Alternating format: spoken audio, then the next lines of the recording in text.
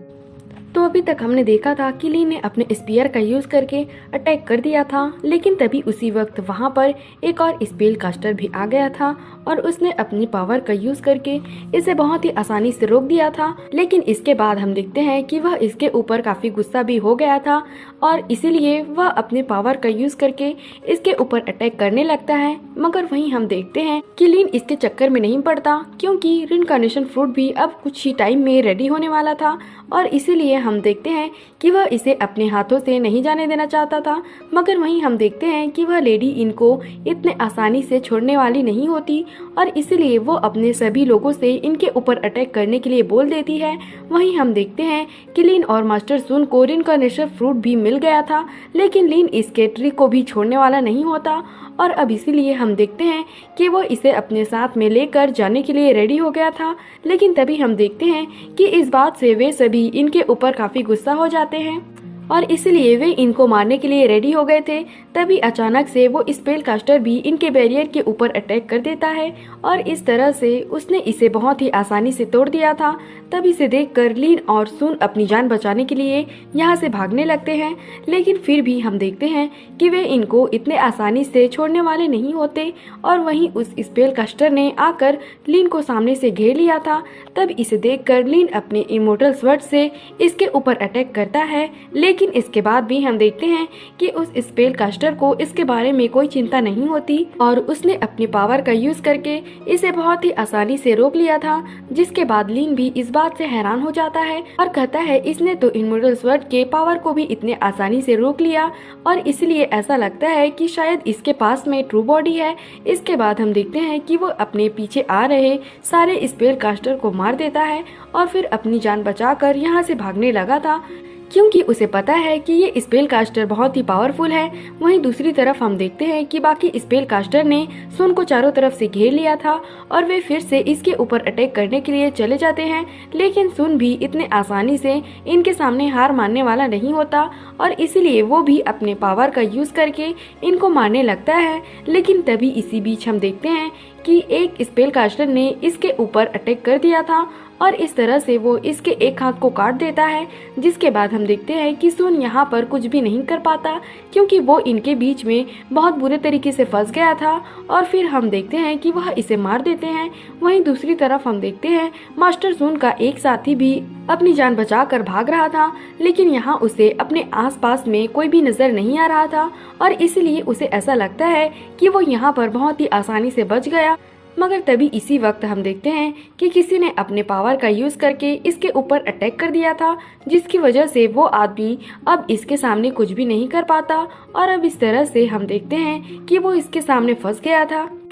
वहीं लीन अपनी जान बचाकर भाग रहा था, लेकिन अभी भी हम देखते हैं कि वो स्पेल कास्टर इसका पीछा छोड़ने के लिए रेडी नहीं होता। इसलिए लीन भी समझ जाता है कि अगर उसने इसे नहीं मारा तो फिर वो यहाँ से बिल्कुल भी बाहर नहीं जा पाएगा। तभी स्पेल कास्टर उसे कहने लगता है कि तुमने ट्री को डिस्ट्रॉय करके बहुत बड़ा पाप कर दिया है और अब इसीलिए तुम यहाँ से जिंदा बच कर नहीं जा सकते। जिसके बाद हम देखते हैं कि लीन भी इसका सामना करने के लिए रेडी हो गया था और फिर कहता है कि अगर तुम यही चाहते हो तो चलो मैं भी इसके लिए रेडी हूँ। लेकिन वहीं हम देखते हैं कि स्पेल कास्टर को भी इसके बारे में कोई चिंता नहीं होती और फिर अटैक करते हुए कहता है कि तुम तो केवल इस वर्ड का यूज करके कुछ भी नहीं कर पाओगे। जिसके बाद हम देखते हैं कि लीन भी डिवाइन एरो कैरियर का भी यूज करने के लिए रेडी हो गया था और कहता है कि चलो आज मैं तुम्हें असली पावर दिखाता हूँ और मैं भी देखता हूँ कि तुम इसके सामने क्या कर पाते हो। इसके बाद हम देखते हैं कि उसने बेस्ट सोल को बाहर निकाल लिया था, लेकिन वहीं हम देखते हैं कि स्पेल कास्टर को अभी भी इसके बारे में कोई चिंता नहीं होती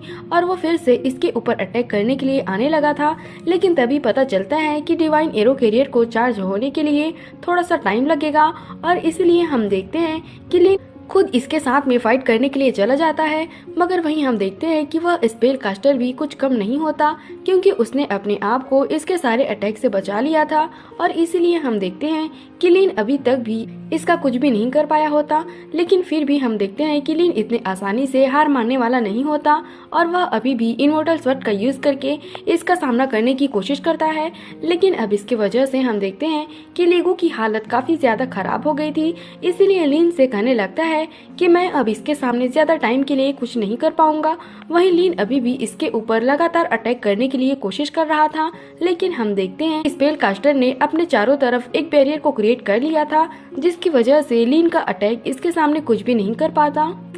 इसके बाद हम देखते हैं कि स्पेल कास्टर लीन के ऊपर अटैक करने के लिए जाने लगा था, लेकिन तभी हम देखते हैं लीन भी सोल बिस्ट का यूज करने के लिए रेडी होता है और इसलिए उसने इसे अटैक करने के लिए आजाद कर दिया था। लेकिन अब हम देखते हैं कि सोल बिस्ट इसे कोई चांस नहीं देता और वो तुरंत इसके ऊपर अटैक करने के लिए आ जाता है, जिसके बाद हम देखते हैं कि स्पेल कास्टर अपने आप को बचाने के लिए कुछ भी नहीं कर पाता और आखिरकार वो इस तरह से इसमें मारा जाता है। तभी इसी बीच हम देखते हैं कि सोल बिस्ट लीन के ऊपर भी अटैक करने के लिए आने लगा था, जिसे देखकर लीन तुरंत अपने पावर का यूज करके इसे कैद कर देता है और इसलिए हम देखते हैं वो इसका कुछ भी नहीं कर पाता और अब इस तरह से वो फिर से इसके ब्रेसलेट में कैद हो जाता है। जिसके बाद हम देखते हैं कि लीन तुरंत अपने पास से एक टॉप ग्रेड वाले स्पिरिचुअल स्टोन को निकाल लेता है और फिर यहाँ से भागने लगता है। फिर वो कहने लगता है कि इस डिवाइन एरो कैरियर के पास में तो सच में सेलेस्टियल ट्रेजर की पावर है, लेकिन अनफॉर्चुनेटली मेरे पास में अभी उतनी कल्टीवेशन नहीं है,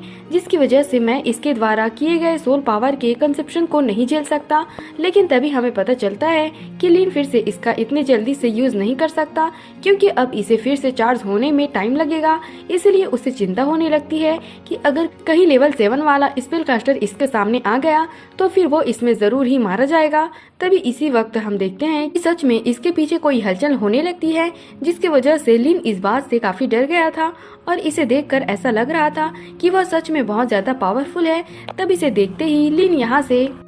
भागने के लिए कोशिश करता है, लेकिन तभी हम देखते हैं कि वो स्पेल कास्टर एग्जिट के सामने आकर खड़ा हो गया था, जिसकी वजह से लीन यहाँ पर बहुत बुरे तरीके से फंसता है। लेकिन जब स्पेल कास्टर पीछे मुड़ता है तो लीन उसे कहीं पर भी नजर नहीं आता। इसलिए हम देखते हैं कि स्पेल कास्टर अपने पावर का भी यूज करता है, लेकिन फिर भी उसे लीन के बारे में कुछ भी पता नहीं चलता। अब इसलिए हम देखते हैं कि स्पेल कास्टर भी इस बात से हैरान हो गया था और फिर कहता है वह तो मेरे आंखों के सामने से इतनी जल्दी से गायब हो गया और इसीलिए ये तो सच में काफी इम्प्रेसिव है। तभी हमें पता चलता है कि लीन असल में हेवनली पर्ल के अंदर आ गया था, जिसकी वजह से स्पेल कास्टर को इसके बारे में कुछ भी पता नहीं चलता और इसीलिए वो यहाँ से चला जाता है। लेकिन फिर भी हम देखते हैं कि लीन इतने आसानी से बाहर नहीं आता, क्योंकि वो इसके लिए 15 दिनों तक वेट करता है और जब इसे यकीन होता है कि यहाँ आसपास में कोई नहीं है, तब हम देखते हैं कि वो हेवनली पर्ल से बाहर आ गया था